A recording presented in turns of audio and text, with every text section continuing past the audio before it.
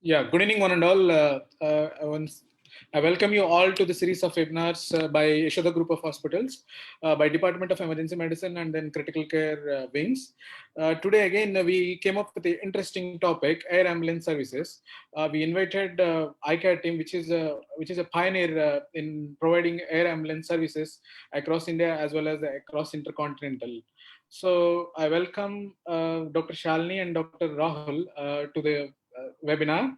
Okay, today the topic is like I think all of us know, air ambulance services is playing a major role in the current pandemic. Whether it is a inter state transfer, we could able to pick the patients from different regions, and then they could able to deliver the patients with the appropriate air ambulance care without much morbidity and mortality. An interesting point is Ecmo, which has a tremendous impact in the management of COVID-19 pneumonitis. That we are going to elaborate a bit too. So I welcome Dr. Rahul and Dr. Shalini once again to the floor. Initially, we start with Dr. Rahul to take onto the floor, and please enlighten us about the air ambulance services, especially keeping the current second wave in focus. Yeah, thank you. Yeah, thank you, Dr. Suresh, and thank you to the whole of Yashoda team. You've been exemplary, and you've been quite a bit of a leaders in the management of the second wave of COVID patients in here in India. Can I share my screen? Yes, sir.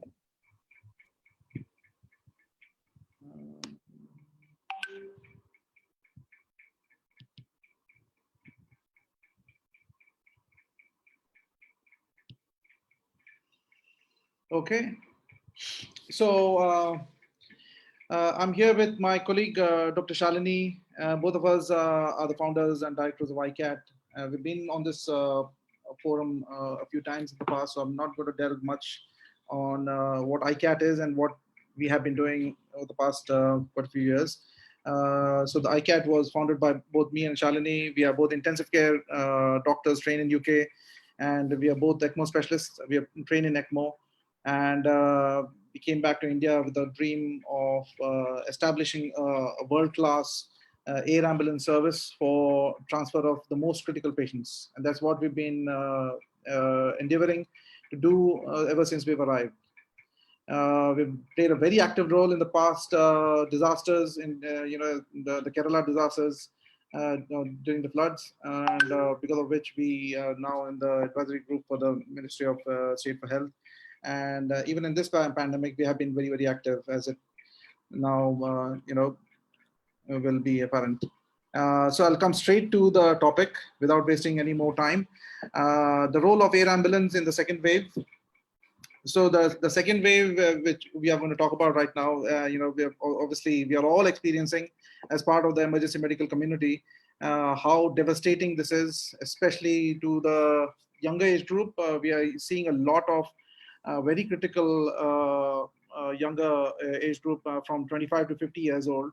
The type of referrals we get from all over India, and when we go through their clinical history, and they have pretty much the same kind of a pattern, a repetitive pattern of them requiring higher and higher doses of oxygen, and then going on NIV, and then requiring mechanical ventilation, and they become very critical very quickly around the intubation time. A lot of them have pneumothoraces, pneumomyelitis, a lot of things are going wrong, and then the thrombotic phenomenon that they have leads to catastrophic results. What the second wave was also brought out, which became apparent to us, we are being from the bird's eye view of India and how things are panning out and in other cities. We have noticed that there's the divide between the tertiary level hospitals and the super specialty hospitals, which have a robust transplant program, is even more wide than we think. That means big hospitals, tertiary level hospitals in major cities like Delhi, Mumbai, Ahmedabad, Calcutta, Bhopal, Nagpur, you name the city, you name a capital city of each state, they are struggling to manage these kind of patients. And these patients are looking at super specialty hospitals here in Hyderabad, in Chennai and Bangalore, where these hospitals like Yashoda have a very robust transplant program, and therefore the expertise that comes along with it in managing very critical patients who would be requiring transplant. So that divide became more apparent. Strategically, Hyderabad, right now we are talking about Hyderabad. So Hyderabad is becoming a hub for ultra critical patients who would benefit for further management, either on Ecmo or transplant. So traditionally, Chennai was the hub for heart and lung transplant. And during the second wave, Hyderabad has emerged as a stiff competitor to Chennai in terms of providing a world-class tertiary level care for these kind of patients. And the other thing is, with regards to the air ambulance, for everyone, air ambulance is still an enigma. I'll try to break it down very simply. There are a few planes in India which transfer patients from A to B. They were all based in Delhi. Now a big, a fleet of aircraft are positioned here in Hyderabad. We transfer at least 2 to 3 patients every day from different parts of India, either to Hyderabad or to Chennai or to Bangalore. So, strategically also, Hyderabad is becoming a hub for air ambulance services, where there's a fleet of aircraft in Begumpet Airport. We have moved our operational team with our critical care specialists, doctors and ECMO specialists, our cardiothoracic surgeons, perfusionists and paramedics, and our whole machinery. We've shifted to Hyderabad to make it more convenient for our operational staff. The Flying ECMO team, we spoke about Flying ECMO team 6 years ago in Qatar. At that time, it was a new concept, but we have done the first ever Flying ECMO of a patient from Doha to Chennai, after which we were invited to talk about it in the World Congress in Doha, which we then spoke about our Flying ECMO team, which is usually a 4-member team, which has a cardiothoracic surgeon, an intensivist, a perfusionist, and a paramedic. This is a 4-member Flying ECMO team. And we use a variety of planes to transfer patients who are requiring ECMO. And obviously, we've got some isolation pods, so we can even transfer actively COVID patients who are still infectious. We adhere to and strictly follow the ELSO guidelines on the patient selection for ECMO, patients requiring ECMO. No matter what pressure we come under, whether political or financial or otherwise, we do not compromise on the ELSO guidelines on patient selection. In the last 48 hours, we have rejected 4 ECMO patients who would, even though a lot of pressure was applied to us, but if they do not benefit from ECMO, we do not offer that service. So Shalini will elaborate more in the continuation talk. Flying ECMO, there are multiple variables. As it is, flying a critical patient has challenges of its own. It's the FTTL of the pilots, the weather conditions, aircraft, a lot of the variables apart from the clinical challenges of transferring a patient on ECMO. So from here on, I'll give the floor to Shalini, if she can. So shall I stop sharing my screen, and Shalini, you want to take over?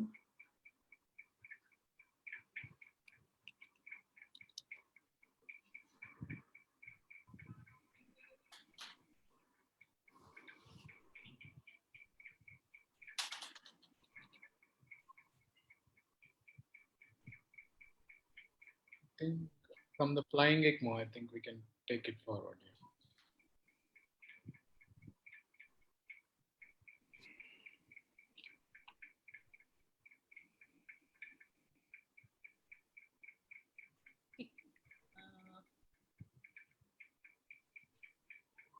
Can you all see my slide?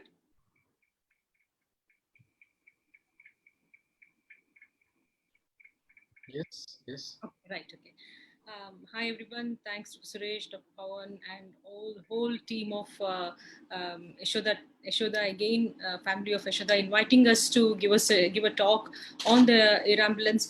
I think it's such a appropriate topic for current situation for both the intensivist, for the patients, for the public, for the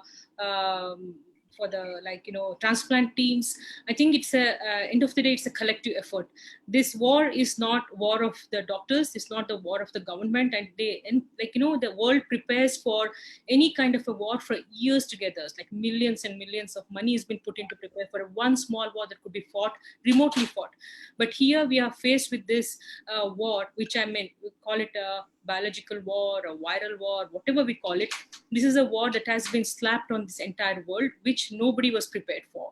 I think it is entirely wrong, one or the other organization or the body, to say that there has been a failure, because the best of the best countries could not prepare for this kind of a war with the kind of the best health situations or the health providers in the world. The best, like NHS was not prepared for this, being the best in the world. So I think India being most inconsistent in the healthcare, from having the remote places where absolutely even basic medical care is not available, to the best of hospitals like yourselves and other group of hospitals. I think there is a huge inconsistency in the way the patient is cared for. But at the same time, human being is not inconsistent, human body is not inconsistent, the way this virus has hit us is not inconsistent. It is kind of it is not spared the rich, powerful, poor, class, creed, anything like that. So this virus, when it is causing this devastating damage across all classes of people, across all classes of all the countries or the cities, rural or urban. We have to have this collective effort of taking this up, taking head on, putting our lives at risk. Whatever we can, we have to join hands in fighting this. So when this is the current situation where we are facing this, the ECMO kind of became a last resort after the ventilator failed. We all know this. So ECMO is not new for ICATT, and ECMO was never kind of something which we didn't know or which we were not prepared for. I don't know why I and Rahul both have been very interested in this, and since the very beginning, because we had seen this being widely used during the swine flu epidemic in the UK. So when this happened, and when we saw the intensive care units, the patients with H1N1 getting better within 7 days after being on the ECMO or no lung, whatever the bypass measures they took, we just kind of thought this is the one thing which, is making a difference. And though it may either as a bridge to recovery, bridge to transplant, whatever it is, this is a skill which India has never kind of come across, which might become a future. We never ever imagine, I don't think anybody in the world imagined this could happen to us in this kind of age. I don't think anyone in our generation thought we will be hit something like this, where the roads are closed, the temples are shut, people are locked inside, the seniors are isolated, the children lose education, and kind of we become the forefront in the way, kind of fighting this war. So we quickly gathered up our team, and fortunately we have an excellent team of ICATTians who are trained by us with our own aeromedical training program and fellowship. And then we had a huge support from the medical team. That was which made a huge difference to us to take this and give a kind of a fight head on in terms of ECMO or air ambulance, with all the challenges we are facing in terms of, Rahul already mentioned quite a few, like whether pilots hours, or it could be when the teams go into the airport, they get stuck asking for a RT-PCR. It's extremely difficult when we are working nearly two to three kind of transfers a day. We're keeping up with the RT-PCRs of all the team members, which has become this COVID has become a dynamic situation. Every single day, every single state has its own law, own rule. They change it a minute. Such dynamic things we are not able to keep up. At the same time, we are kind of organizing this team traveling, flying out. We are getting involved in the clinical care. We go into very remote places where, like, we face huge challenges, and then we have to kind of challenges to that extent where the patients are not even suctioned for weeks together due to the thing. And then we get these calls to come and resuscitate this patient. It's not just about ECMO anymore. It's about also including going in these remote places and resuscitating to make them fit for ECMO. So, like, as we see that this virus, I mean, this second wave has not been easy on us. The people who are losing their lives are no more the people with comorbidities, no more the elderly generation. These are all the young, fit, healthy adults who are kind of losing their lives or hitting the heaven or hell wherever they're going, right in front of our eyes. And this is the first time, I think, probably the medical community has felt so helpless when we think, like, okay, this is another case. This guy is like another type 1, type 2 respiratory failure. All we have to do is, like, go into arts network, ventilate him. He will get better. Give him some oxygen. He doesn't work. We'll give him some BiPAP or an IV, or intubate him. He will get better. Another 7 days, we'll combat this. It's not that anymore at all. No matter what we do, patients are just literally crashing in front of us. And we work, like, ICATT, like team ICATT works like nearly 22 hours a day. We hardly get to sleep 2-3 hours night total in one stretch. And despite working this, I think it's the same with you all clinicians as well. We all go to bed with the feeling of dissatisfaction that we didn't do enough. I think if I say that, I think you all would agree that. So coming to the challenges, what we are doing different now from the first pandemic to second pandemic is we change our entire clinical practice. I think, like, India has been fortunate and unfortunate in terms of, like, if you look at UK, I don't think so UK can do any ECMOs the way we can do in India. I don't think so, because the amount of infrastructure, amount of staff it is required, it is impossible in a country like a country which provides a free healthcare system to divert to one patient so much, even if they want to. At least in India, we've been fortunate enough to hospitals like Yashoda will be fortunate enough to divert the attention to whatever that is required to kind of give a best care possible, especially in terms of coming into the ECMO facilities. So the other challenges what we fear, again coming back to the clinical practices, before, if we have a patient with a non-invasive, we used to kind of see how much of oxygen they are on, and we used to look at the blood gases, we used to assess the entire situation, whether multi-organ dysfunction.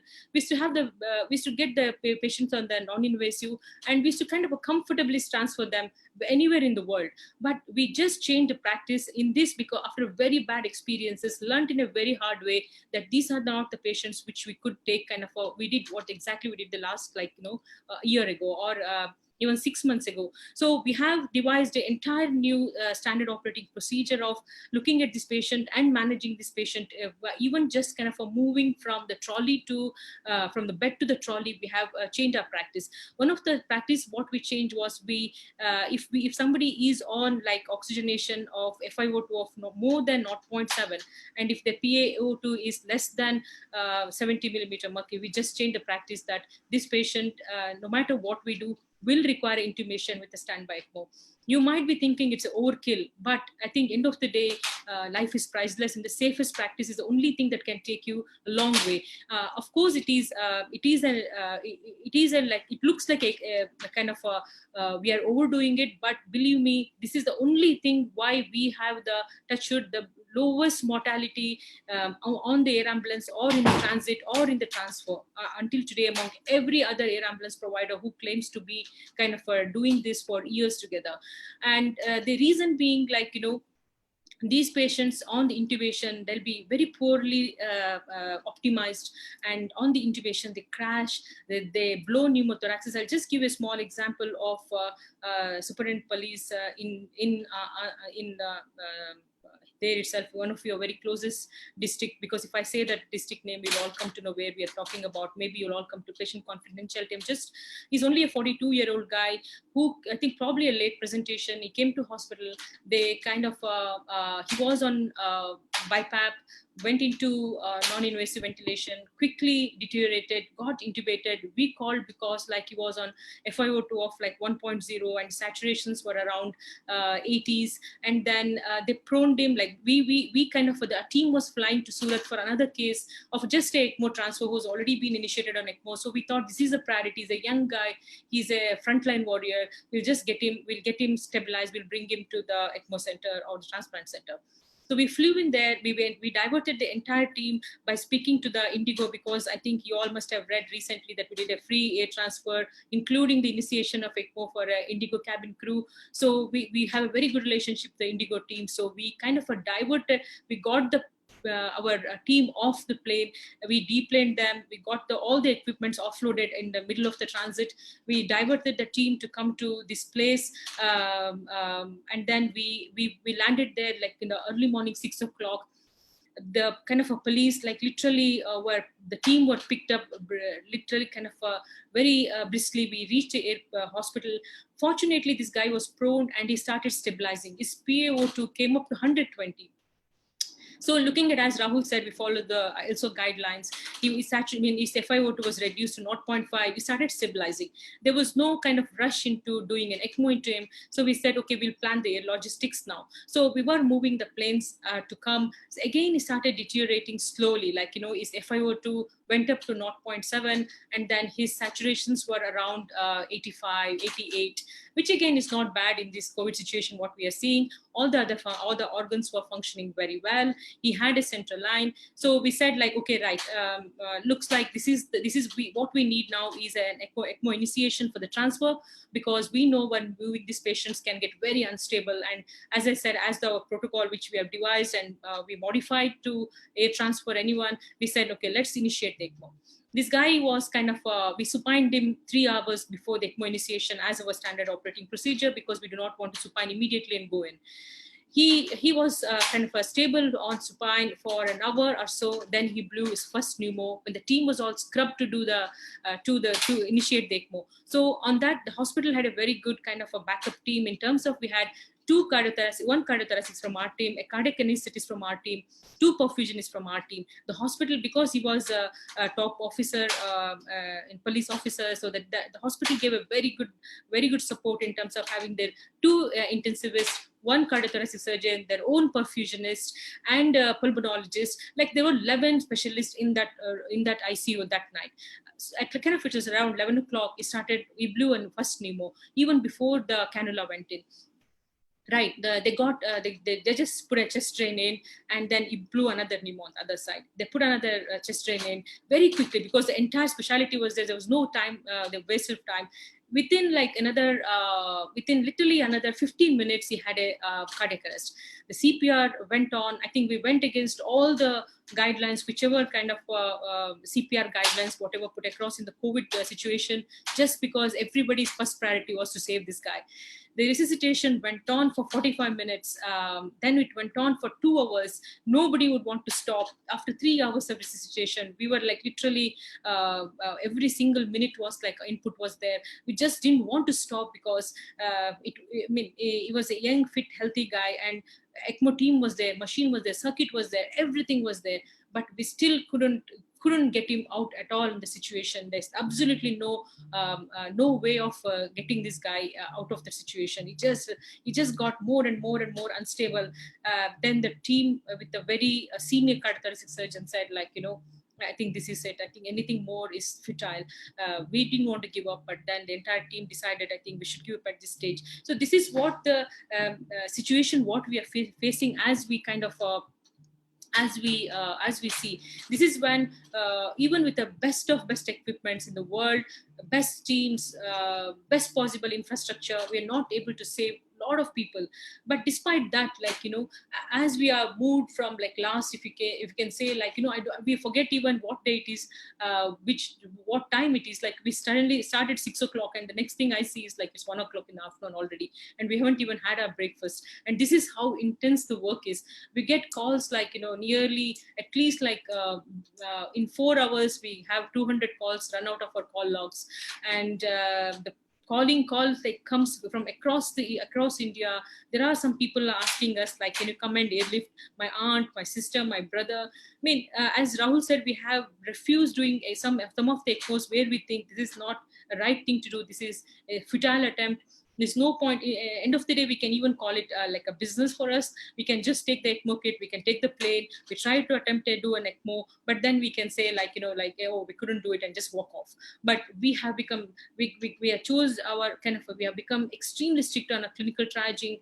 We have even chosen between 27-year-old pregnant woman to 30-year-old fit man. So this is where the clinical triaging has come, because as we all know, there's a severe shortage of circuits. There are only limited machines, ECMO machines in India at this point of time.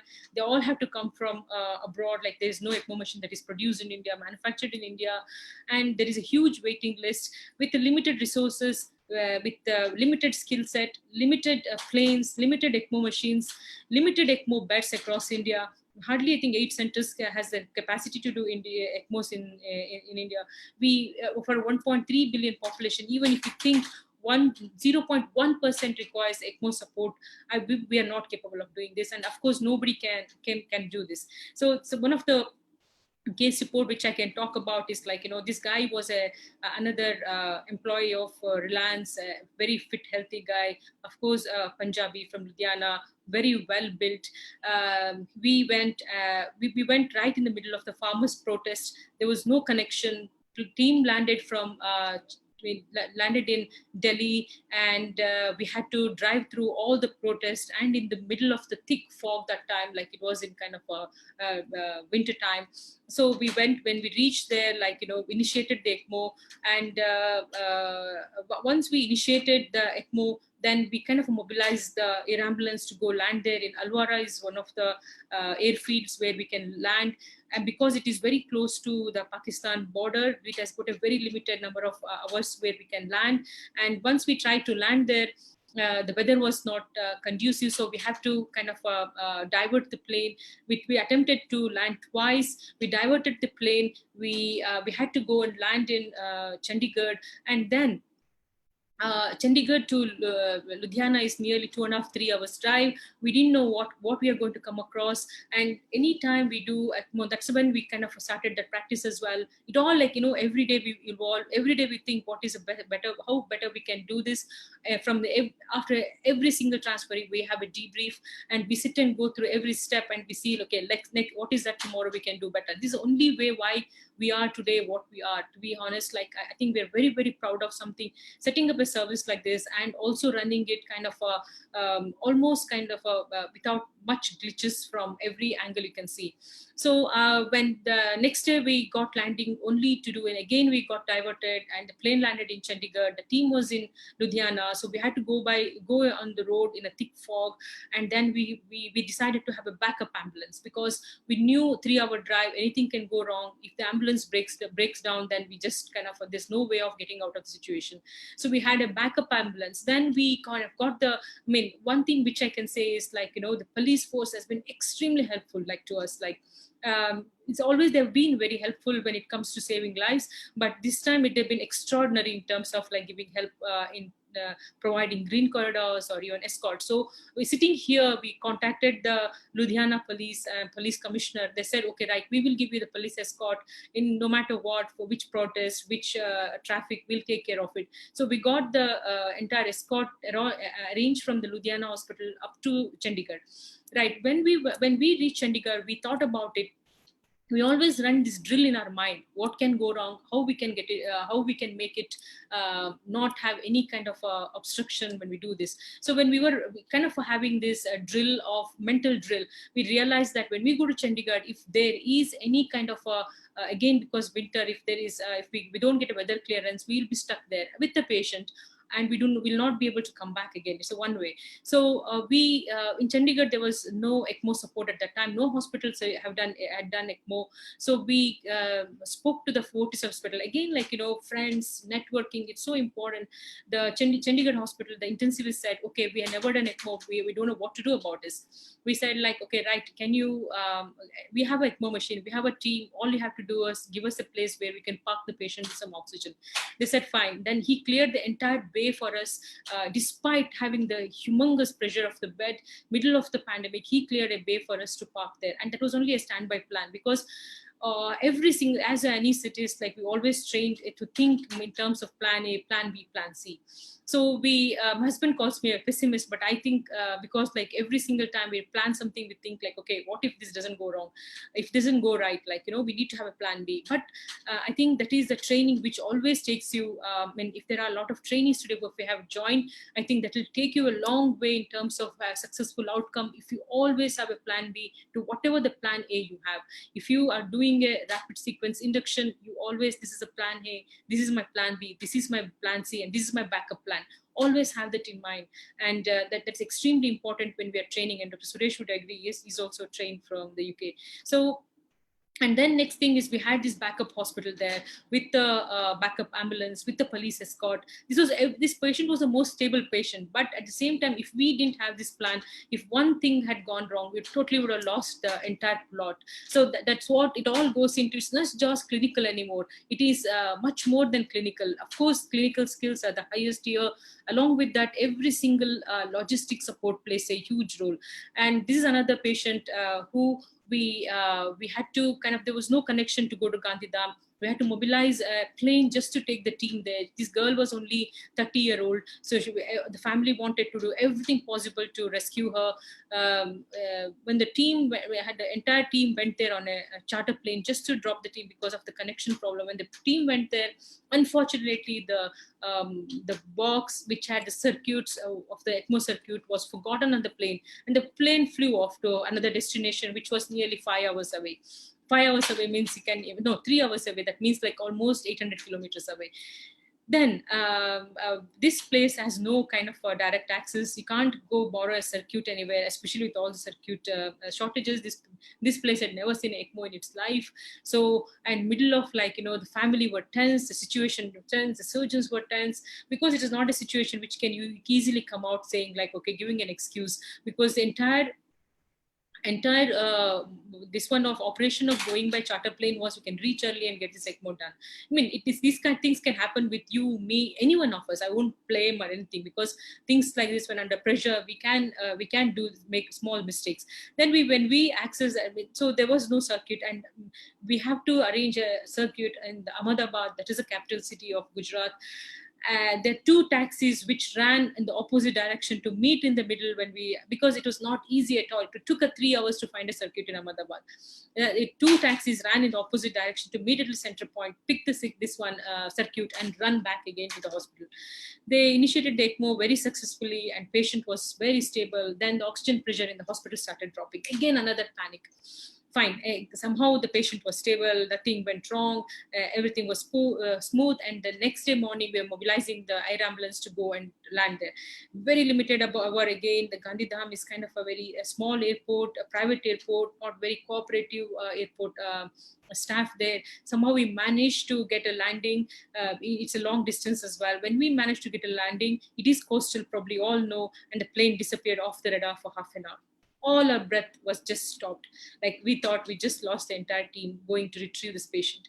Luckily, they went off the coast. They were not very far from very far from crashing the plane as well, because the weather was bad. And then somehow they came back and landed, and then we brought the patient we brought the patient very safe. So I'm just trying to highlight what all things can go wrong in a retrieval, or even especially when we're doing something as critical or ultra critical as ECMO. There's another patient. Suresh, to have another 5 minutes? It's okay, fine. No. Right, okay. There's another patient in Rajkot, again, a fit, healthy guy, get a very distressed call from the patient's family. Please come and initiate ECMO. We look at the numbers, we look at the patient, single organ failure, right, is a young guy, let's go and do the ECMO. When the team reaches there, I didn't want to show the videos because it is kind of which is not appropriate. Like, the hospital was not even a hospital; it was a lodge which was converted into a hospital. The hospital didn't have front light. Our team has to use their mobile torches to find the main door of that hospital, and the ambulance flashlights are open to go inside. Once they go inside, there was not even lift, there was staircase. So after initiating the ECMO, and there was no blood gas. The blood gas, every time they have to do that, it is to go to another hospital. The team has to wait to come back, and we need ACTs, we need coagulation profiles, which has to be like very dynamically. We keep changing the heparin infusion and things like that. So the patient had to be carried down on the shoulders of the team, like, because there was no lift there. Once you go there, the expectation from the family is so much, and they would have spent so much money for this as well. You can't just turn away and say, look, I'm not doing ECMO in this rotten place, I have to go back. Because like end of the day, you're trained to save. We are not trained to kind of especially when it fits into the guidelines of initiating ECMO, just for infrastructure we can't, because end of the day is life, and it's not for my luxury that, okay, I don't have a lift, I'm not going to take this patient down, I'm not going to carry. That's not like, it's not even in this disaster kind of a situation, that's not even an easy way out. So everything has to be done what needs done. We're extremely lucky that we could again bring this patient very successfully. So that's the reason why I started off with a sad story and started with the success stories, fighting against all the odds as simple as something like a blood gas, which you people are so used to. Within a flash of second, you get it in your hospitals. That is a challenge for us when we go there, like, out in the thing. So again, if I say, how did we, I'm not saying we are perfect. Now, there's nothing of perfection in a human being. There's no perfection in the clinical field. All we can say is a good SOPs or the guidelines we work for, or like, it could be NICE guideline, it could be guidelines of intensive care society, it could be guideline. We all go again, follow the guidelines to get our best practice. So if we have kind of anywhere, if not perfection, anywhere we are kind of a smooth sailing we are having so far, or not having major upsets in our operation, or not being very unsuccessful, if you compare to the number of successful transfer we have done, we have very small number of, we not even had one single death on board, touch it. And then, because we all know how unpredictable situation, how unpredictable patients are, patients can go very, very sick. First thing is protocols. Like, as I said, we modified the protocols of how we do this. And there's no protocol in the world which told you who should get ECMO, who should not get ECMO, especially in this situation, who should airlift with. That we kind of we devised ourselves, and we changed our SOPs accordingly. We created team leaders for every team, like, because it was impossible for I and Rahul to head an organization like this and be in every place, which we used to be getting involved in everything before. Then we realized, you have to be at a level where, although we get involved in everything, there has to be empowering the team leaders was the most important decision which we made. So we created leaders like, perfusion. There is a leader, chief flying perfusionist, and Niranjan has been phenomenal. Like, he's the only guy in entire India who's trained on eCPR, and also who's got a French diploma in the ECMO and eCPRs. And so we have already had leaders, but then we just empowered them to take the decision, choose what they want, and get it all right. And no matter what they came back to, we said, no, you go make a decision. You take a thing. This is your team. You choose a team. Don't come back to us. Although we monitored, we gave them inputs, we just didn't, we made them kind of make them take decisions. Then of course, the conference calls.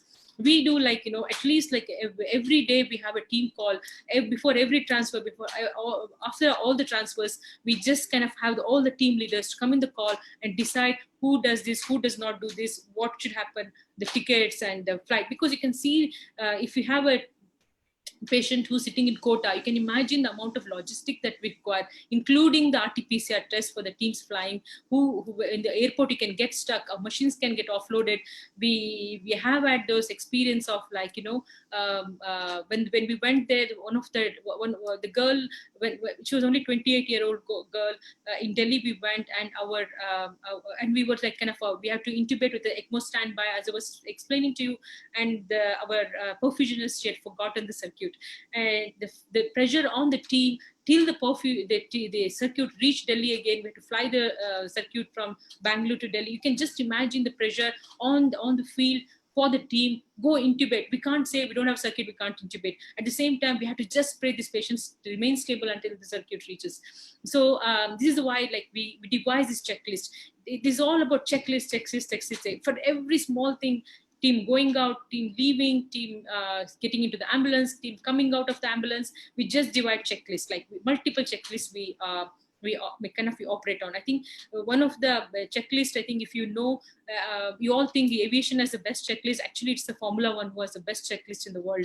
So we said, like, okay, this is the only thing where we have multiple teams, multiple operation, multiple specialities, multiple verticals like aviation, logistics, weather, blah blah blah, kind of 100 variables we have. The only thing that could go is checklist. Next thing, as I said, debriefing.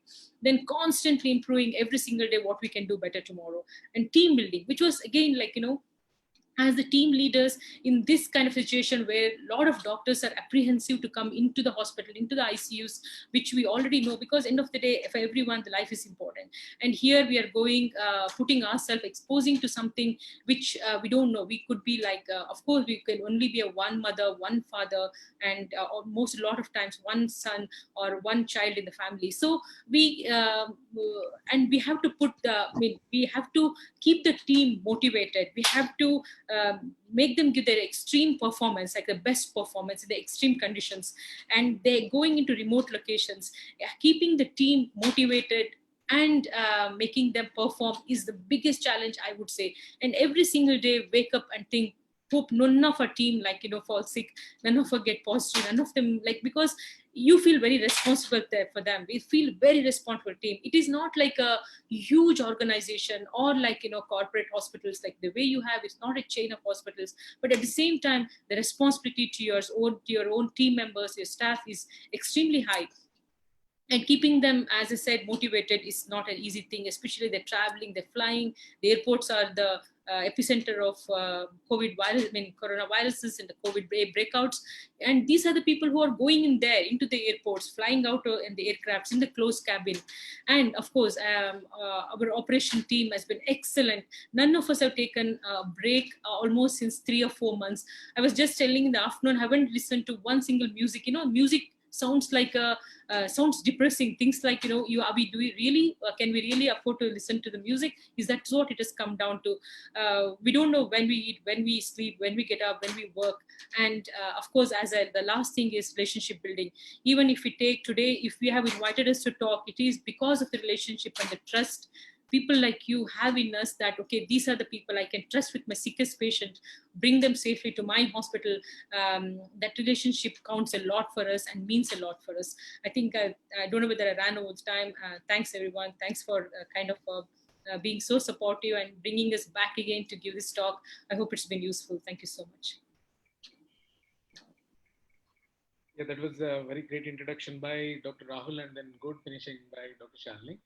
It was really good to know about the real life scenarios, what we are facing, so that it would give inspiration to the next upcoming emergency physicians as well as the critical care physicians.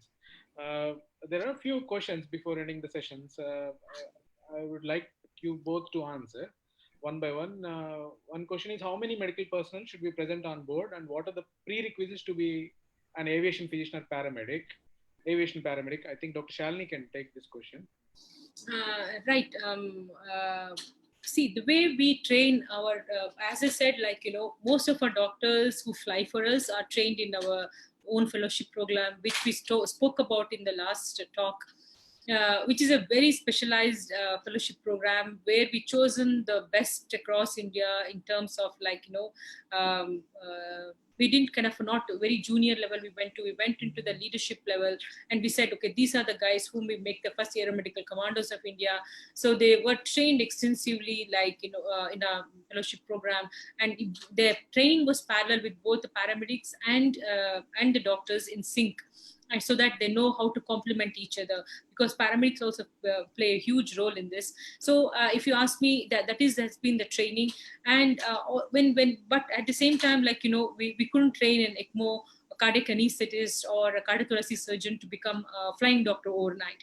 What we did was how we practiced was, we always doubled up the team with a senior and a junior guy, developed a team with a very experienced cardiac anesthetist, a junior paramedic, and or the very experienced flying paramedic. And they're a huge strength and resource, the paramedics as well, because you might be the best doctor in the world, but when you go out of the hospital or in the aircraft at 28,000 or 30,000 feet, it's not something which you're used to, the luxury of having your own staff, own like music and own lights to do stuff like, so we complement, I mean, we put a team with a senior and a junior mix, and whenever we got a new paramedic in, like even though they've been trained with us for a year, we doubled up with a senior paramedic in there, and kind of it is all about training and training and training, and every single training has been on work, like on site. It's not that we just trained them in the course and just they went out flying, but even on the job we train them, and we take that.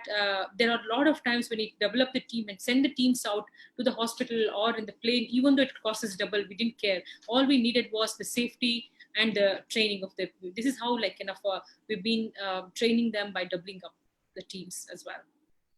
Yeah. Second question was: is there any changes related to the pathophysiology related to the COVID-19 pneumonitis? Is there any special consideration what we are taking? Rahul, you want to take that? Yeah. Yes. I mean, as I was saying, changes are we are seeing a lot of pneumothoraces and pneumomediastinums, which can be very, very dangerous in an aircraft. Even though we fly at 25 to 30,000 feet, we maintain the cabin pressure at around 6 to 8,000 feet. Even at that pressure, the air-filled cavities inside the body can expand. So pneumomediastinum may be cardiovascularly stable at the ground level, but will become significantly large enough to have cardiovascular compromise at altitude. So we'll have to be very, very careful when we are pre-optimizing these patients, and it's a very common occurrence, and especially when we are transitioning from NIV to mechanical ventilation, which we often get involved in because the patients and the families have requested us to come and intubate in our presence, which we have done a lot of times. And soon after intubation, there's a new thing that we've experienced, and I'm sure the emergency medical doctors in your team have also experienced that they become very, very unstable because they have these pneumothorax and also pneumomediastinum, and which later on becomes very relevant at altitude. So it's important to pick up these things and put ICDs in place before we, while we are pre-optimizing them for transfer, and we have protocols that we follow. Apart from the ELSO guidelines, we have modified them to suit or to face the challenges that we have been, that we're facing in this second wave. Is that we don't transfer anyone with PO2 of less than 80. No matter how cardiovascularly stable they are, we keep that as a threshold to initiate Ecmo.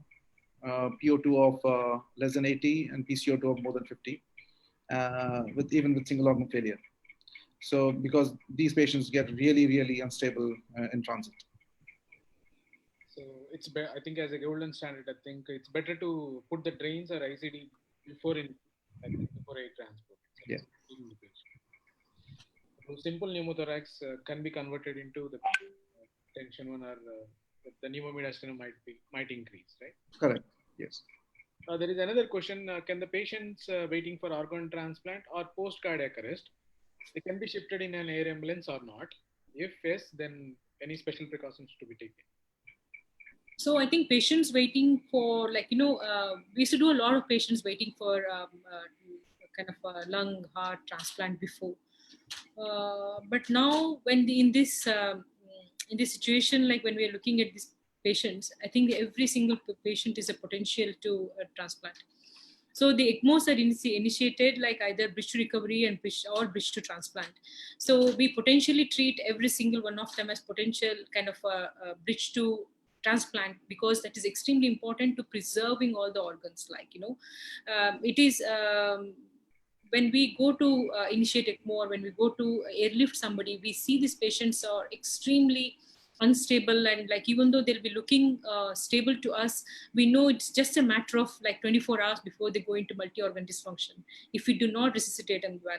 And even while initiating ECMO, when the cannulation goes on, that we find them so under resuscitated and under optimized. Even for the ECMO, we spend a lot of time in terms of at least like 4 to 5 hours in terms of stabilizing even before the ECMO goes in.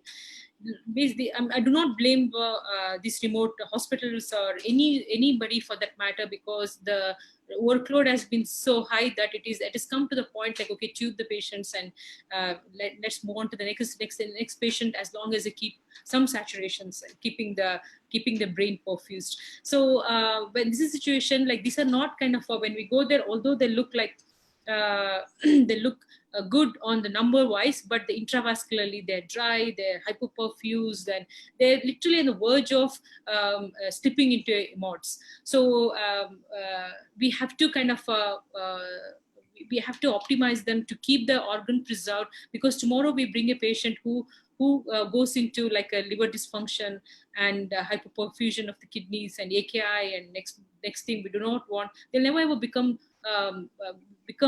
suitable for the organ transplant as well. The other thing is like, in these hospitals, like, a lot of like sepsis issues there, like multiple organisms as well. So we follow very strict septic protocol. We try to do these cannulations as much as possible in cath labs or theaters, but a lot of hospitals do not even have a proper ABG on that. That's a kind of a luxury, and most of our hospitals do not want the COVID patients in the cath labs. I'll just give one more example. I'll just give one more example of a thing which happened last night. It was a very phenomenal event which happened last night when we sent out a team into a very remote location in Rajasthan called Bhilwara. This was a young patient who had a cardiac arrest and was resuscitated and was on multiple inotropes, and he was very, very unstable by the time our team reached there. And the consensus, overall consensus from the leadership, from the receiving hospital and us was, okay, it's futile to, initiate ECMO there. But the leadership qualities that Shalini was talking about, that we have instilled in our team, our chief flying paramedic, Ratnakar was there. He's a fantastic team leader. Dr. Saurav was our intensivist, and Dr. Chandrasekhar was our cardiothoracic surgeon. They refused to give up, despite us asking them to just go back to the hotel and relax. It's futile to save him, and they fought all night, and they resuscitated him and initiated ECMO at 4 a.m. in the morning, and then they transferred him to Pune. And by the time they handed over this patient to the hospital, he was off inotropes and he was very stable on ECMO. So, these are the success stories that we really need to highlight, and that these things are possible. And, when the team is right and the team goes with the right attitude. So, yeah, post-resuscitation, post-cardiac arrest, people can be saved, and, ECMO plays a very important part. And obviously, air ambulance and our teams make all the difference. Okay, another question, like, I understand the scenario at the secondary hospitals. Of course, we receive a lot of patients from you. As a tertiary care hospital, we have done more than 50 transfers, I think, in the second wave itself. Any special medical equipment you recommend for the secondary setups, okay, before the initiation of a transfer? You mean to say us taking it already, people having that, like, is it like of course we take with us? Yeah, with the secondary hospital, suppose. Okay, like we kind of carry all our equipments, because most of these hospitals do not have invasive even arterial monitoring or invasive blood pressure monitoring. So the entire our team is equipped with every single thing what you want, like to set up an ICU in any most remotest location, to having the best care possible. We have everything with us. So even including the oxygen cylinders we have. So all the equipments what we carry has to be airworthy. That means like even if it crashes from 30,000 feet, it should not break, it should not explode. All the cylinders, oxygen cylinders, what we require aluminum, and again they are kind of at a certain level of pressure that they do not explode or become dangerous in the aircraft. And all, as I said, we are the only team in the entire India who does have proper arterial kind of invasive monitoring as well. And we carry standard ventilators and suction machine. There's nothing that we kind of do not have with us to set up an ICU. But just to as summarize, yes, all our equipment has to be airworthy and has to be safe. And we have regular maintenance and things like that. So they all have to be kept to the top level of care. And we also develop the machines when we think like there is a slightly longer distance of weather issue. We kind of, instead of one ECMO machine, we kind of develop and take two ECMO machines as well if it's an emergency if required. One last question: how to enroll into an air ambulance teaching program? How we can see future Shalini and Dr. Rahul? Any upcoming physicians? I mean, like, what exactly? How you are going to train them, and what are the prerequisites, and whom to contact? Rahul, you want to take that? Yeah, yes. Yeah, I mean, we are aiming at specialties of emergency medicine, anesthesia, and critical care. Having said that, we will not refuse anyone with the right attitude. They need to really like what they do and what out of hospital emergency medicine and critical care is all about. So attitude is the main thing. Even if you are an orthopedic surgeon or a general surgeon who wants to be part of the aeromedical team, you can become that, provided you have the baseline skill set from which we select the candidates and then further train them on a lot of technical and non-technical skills during the training program. So yes, so you call us. We are very, very approachable. That is one thing that is very apparent here, that all our numbers are on the net, whether it's our website or Google or anything. We are a phone call away. And any one of us, me, Shalini, or any of our team members, you can express your interest that you want to be in the next batch, and then we will put you in the list of candidates to be interviewed when we are starting our next batch, which will be pretty soon after this lockdown menace is over, and then so you'll be part of the selection process.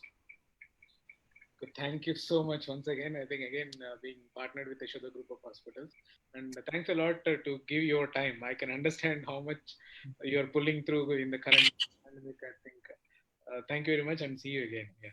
Thank you, Dr. Suresh.